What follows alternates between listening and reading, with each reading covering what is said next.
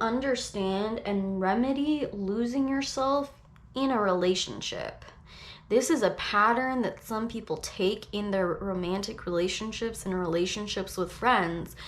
It is not serving you. It is suffocating both you and them, and we're going to learn more about this kind of pattern technique today to reclaim our power in our relationships. I'm Ashen. I'm an extrasensory coach, hypnotherapist, completion process and parts work facilitator, and shaman. Find out more about me at lushheartsblossoming.com.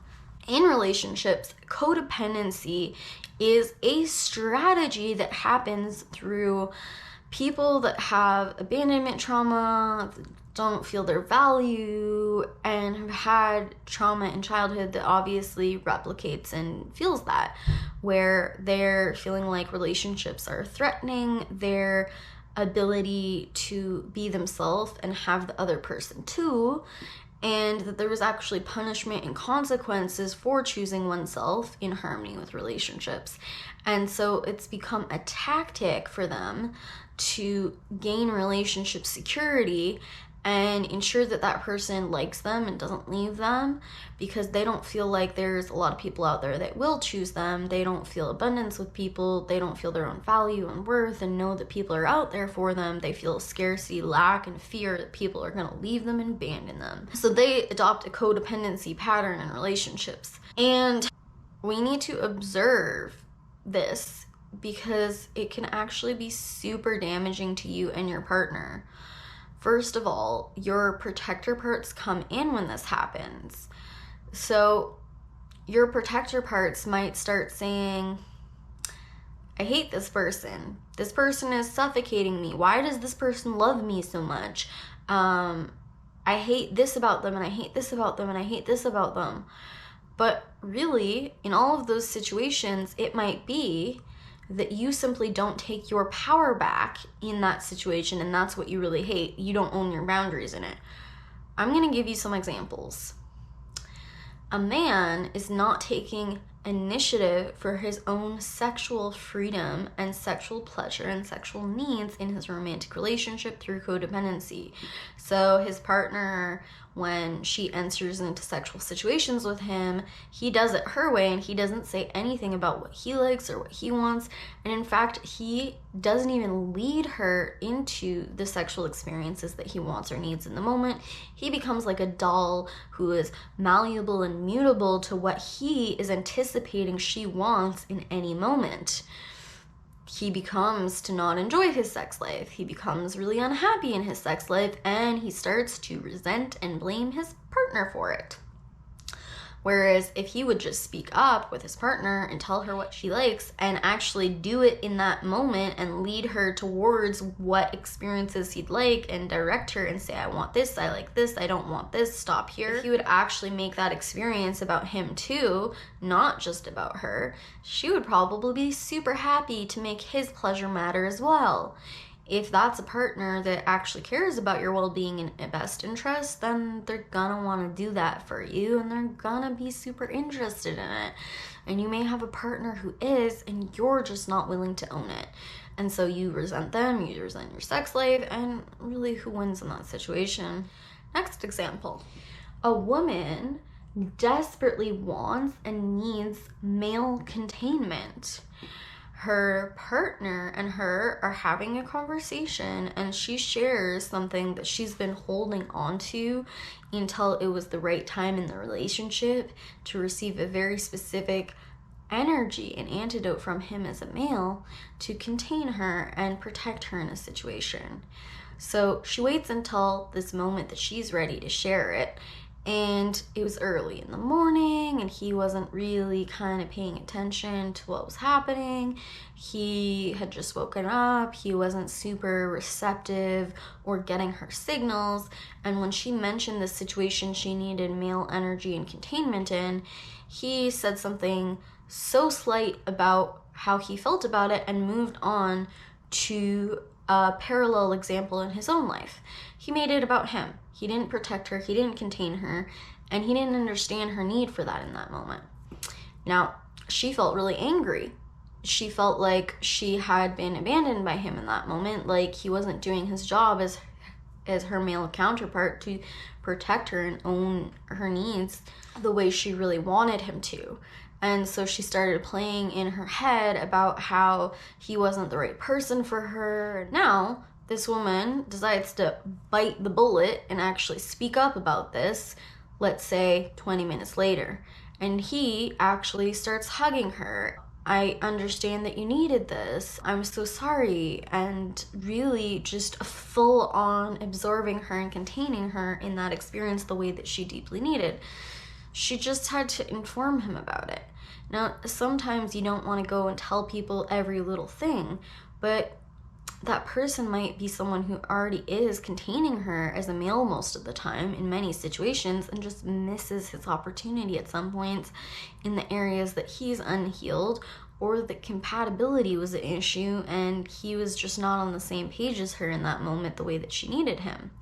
So she can tell stories in her head about where he's lacking in male containment, or she can simply ask for her needs to be met and for her boundaries to be respected. We don't have to tell stories about our partners not being enough when we're not actually asking and communicating our boundaries and what we want from them. Yes, there is basic compatibility. You don't want to be in a situation where it's so counter opposite to the person that you need in your life that you have to communicate everything until you're blue in the face. But a lot of the time, when it is a compatible situation, there's still going to be places where we just have to work with them, we have to speak up, we have to share with them our needs, and be brave enough to keep on fighting for what we want the relationship to look like, and fighting for our relationship to look the way that would feel good to us. And if we're not speaking up for ourselves, if we're not being our own advocate, then who is? They're advocating for the relationship and maybe your well-being, but they're not able to advocate for how you want the relationship to be unless you communicate that to them. They're not mind readers. They're not there and existing to anticipate your every need and to magically be what you want them to be. They need you to communicate it. And you can't know if they will or won't do something unless you ask them and see how they respond. And you have to be very direct and very clear about this. Do not play the game with me where you didn't directly tell them, you vaguely told them something they didn't understand about it, and you didn't get what you wanted from it and moved on, and again told the story that they didn't do that thing for you and that they weren't that person. You can get your protector parts involved, you can get really angry and aggressive, and it can lead to you actually leaving them in the relationship later on, or sabotaging the relationship to the point that they leave you if you keep on doing this pattern. What you really want in this situation is, first of all, the codependent side of you that is trying to capitalize and bet on them sticking around for you. And again, it's really not a great way to do it because your inauthenticity is going to bite you in the butt real bad. But it's also for fear of being in your own power. It's for fear of what they're going to think, what they're going to say, or if they're going to reject you, your wants, needs, and ideas. Because it's super vulnerable and authentic to share your boundaries with someone, your needs with someone, your wants and your desires with someone. You're being super vulnerable and moving towards connection and openness. And if you're opening yourself up to someone, then they have all of this power in their hands to throw you away if they want to, or stab you, or whatever, right? Vibrationally, of course, let's hope. This is why people are afraid to step up for their boundaries, their needs, and dictate and kind of use a malleable force within their own power to create their romantic relationships and their relationships the way that they want to see them, the way that would feel good for them and serve them in their life, and would make it so that they don't feel crushed and suffocated by the relationship. The people that we need the very most in life are sometimes super compatible and also super overtly different from us at the same time. And that overt difference is going to be our greatest teacher, our greatest push to awaken. And it's also going to make it that we're like in our differences and our unique differences that we're kind of on a very different page sometimes. But it doesn't mean that we can't operate and get on the same page together and do something in a way that feels good to us both, with our unique differences both being served. You have to figure out what it is pissing you off in the relationship, what it is that you're not taking the opportunity to speak for and advocate for in your relationship.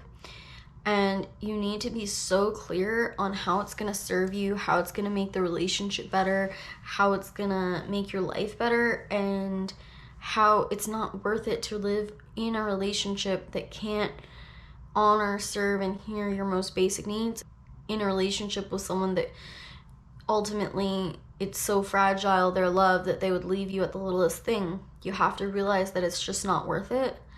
And you need to just bite the bullet, take a jump, take a leap, and tell them what you want, what you need, what your boundaries are. Even if you do the trauma work and the shadow work for it and heal on these things of abandonment and being loved and stuff, it still might feel super, super, super freaking terrifying to actually do these things in real life.